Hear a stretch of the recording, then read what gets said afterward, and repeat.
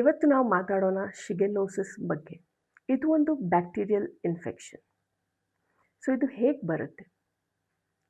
ಯಾವಾಗ ನಾವು contaminated water use ಮಾಡ್ತೀವಿ, ಇಲ್ಲದಿದ್ದರೆ ಮೋಷನ್ ಮಾಡಿ ಸರಿಯಾಗಿ ನಮ್ಮ ಕೈಯನ್ನು ವಾಶ್ ಮಾಡೋದಿಲ್ಲ, ಇಲ್ಲದಿದ್ದರೆ ನಾವು ರಾ ಫುಡ್ ತಿಂತೀವಿ. ಯಾಕೆಂದರೆ ಆ ಫುಡ್ಡಿಗೆ ರಾ ಫುಡ್ ಕ್ಯಾರೆಟ್ ಇರಲಿ, ಆ ಮಣ್ಣಿಗೆ ಯಾವುದೇ ಆನಿಯನ್ ಇರಲಿ, ಅದರದ್ದು ಸಿಪ್ಪೆ ನೀವು ಸರಿಯಾಗಿ ವಾಶ್ ಮಾಡುವಾಗ ಪ್ರಿಕಾಷನ್ಸ್ ತೊಗೊಳ್ಳಿಲ್ಲದಿದ್ದರೆ ಈ ಕಾಯಿಲೆ ಬರ್ಬೋದು.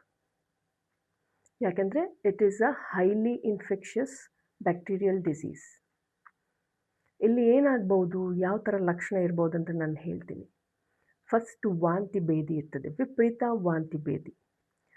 ನೀವು 1 ಮಿನಿಟ್ 2 ಮಿನಿಟ್ಸಿಗೆ ನೀವು ವಾಶ್ರೂಮಿಗೆ ಹೋಗ್ತೀರಾ, ಅಷ್ಟು ನಿಮಗೆ ತಡೀಲಿಕ್ಕೆ ಆಗೋದಿಲ್ಲ. ನೀರು ಥರ ಹೋಗ್ತದೆ ಇನಿಷಿಯಲಿ. ಅದಾದಮೇಲೆ ಕೆಲವೊಮ್ಮೆ ನಿಮಗೆ ಬ್ಲಡ್ ವಿತ್ ಮ್ಯೂಕಸ್ ಹೋಗ್ಬೋದು. 2-3 ಡೇಸ್ ಆದಮೇಲೆ ಪಸ್ ಅಂದರೆ ಯೆಲ್ಲೋಯಿಶ್ ಮೆಟೀರಿಯಲ್ ಕೂಡ ಬರ್ಬೋದು.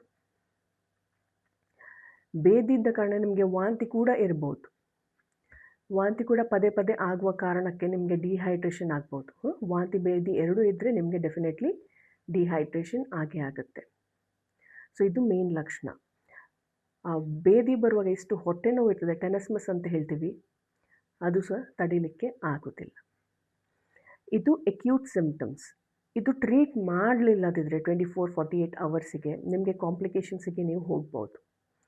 ನಿಮಗೆ ಇಲ್ಲಿ ಏನಾಗ್ಬೋದು ಅಂದರೆ ನಿಮಗೆ ಹೈ ಡಿಹೈಡ್ರೇಷನ್ ಆಗ್ಬೋದು, ನೀವು ಫೇಂಟ್ ಆಗ್ಬೋದು, ಪದೇ ಪದೇ ಮೋಷನ್ ಹೋಗುವ ಕಾರಣಕ್ಕೆ ನಿಮ್ಮದು ರೆಕ್ಟಲ್ ಪ್ರೊಲ್ಯಾಪ್ಸ್ ಆಗ್ಬೋದು. ನಿಮ್ಮದು ಮೋಷನ್ ಮಾಡುವ ಜಾಗ ಆ ಮ್ಯೂಕಸ್ನೇ ಹೊರಗಡೆ ಬಂದುಬಿಡುತ್ತೆ. ಕೆಲವರಿಗೆ ಶೀಸಸ್ ಕೂಡ ಬರ್ಬೋದು, ಫಿಟ್ಸ್ ಅಂತ ಹೇಳ್ತೀವಿ, ಅದು ಕೂಡ ಬರ್ಬೋದು. ಕೆಲವರಿಗೆ ಈ ಎಪಿಸೋಡ್ ಆದಮೇಲೆ, ಶಿಗೆಲೋಸಿಸ್ ಆದಮೇಲೆ ರಿಯಾಕ್ಟಿವ್ ಆರ್ಥ್ರೈಟಿಸ್ ಆಗ್ಬೋದು ಮತ್ತು ಆರ್ಟಿಕೇರಿಯಾ ಕೂಡ ಕಾಣ್ಬೋದು. So it is a post acute symptoms ಆದಮೇಲೆ ನೀವು ಸರಿಯಾಗಿ ಟ್ರೀಟ್ಮೆಂಟ್ ಕೊಡಲಿಲ್ಲದಿದ್ದರೆ ಅದು ಕಾಂಪ್ಲಿಕೇಶನ್ಸಿಗೆ ಹೋಗ್ಬೋದು. ಏಕೆಂದರೆ ಇದು ವೆರಿ ಅಕ್ಯೂಟ್ ಸಿಂಪ್ಟಮ್ಸ್ ಮತ್ತು ಈ ಡಿಸೀಸ್ ಏನಿದೆ ಇನ್ಸ್ಟೆಂಟ್ ಬರುತ್ತೆ. ನೀವು ಏನು ನಾನು ಅನ್ಹೈಜಿನಿಕ್ ಮೆಥಡ್ ಅಂತ ಹೇಳ್ದಲ್ಲ, ಅದ್ರ 24 hours ಒಳಗಡೆ ನಿಮಗೆ ಈ ಸಿಂಪ್ಟಮ್ಸನ್ನು ಕಾಣ್ತದೆ. ಅದಕ್ಕೆ ನಿಮಗೆ ಗೊತ್ತಾಗ್ತದೆ ಎಸ್ ಇಟ್ ಈಸ್ ಶಿಗೆಲೋಸಿಸ್. ಸೊ ಅದು ನಾವು ಇನ್ವೆಸ್ಟಿಗೇಷನ್ಸಲ್ಲಿ ನಿಮಗೆ ಡಯಾಗ್ನೋಸಿಸ್ ಸರಿಯಾಗಿ ಮಾಡ್ಬೋದು. ಸೊ ಇಲ್ಲಿ ನಾವು ಏನು ಹೋಮಿಯೋಪತಿಕ್ ಟ್ರೀಟ್ಮೆಂಟ್ ಕೊಡ್ಬೋದು ಶಿಗೆಲೋಸಿಸ್ಗೆ ಅಂತ ಹೇಳ್ತೀವಿ. ಸೊ ಯಾಕಂದರೆ ಇದು ಅಕ್ಯೂಟ್ ಸಿಂಪ್ಟಮ್ಸ್, ನಮ್ಮ ಹತ್ರ ಅಷ್ಟು ಟೈಮ್ ಇಲ್ಲ. ನಾವು ನಕ್ಸೋಮಿಕಾ ಹೈ ಪೊಟೆನ್ಸಿಯಲ್ಲಿ ಕೊಡ್ಬೋದು. ನಕ್ಸೋಮಿಕಾ ಕೊಡ್ಬೋದು, ಆರ್ಸನಿಕಮ್ ಆಲ್ಬಮ್ ಕೊಡ್ಬೋದು, ಪೋಡೋಫೈಲಮ್ ಕೊಡ್ಬೋದು, ವಿಪರೀತ ನೋವಿದ್ರೆ ಮ್ಯಾಗ್ನೀಷಿಯಮ್ ಫಾಸ್ಫೇಟ್ ಕೂಡ ಕೊಡ್ಬೋದು. So this is how we treat in homeopathic management.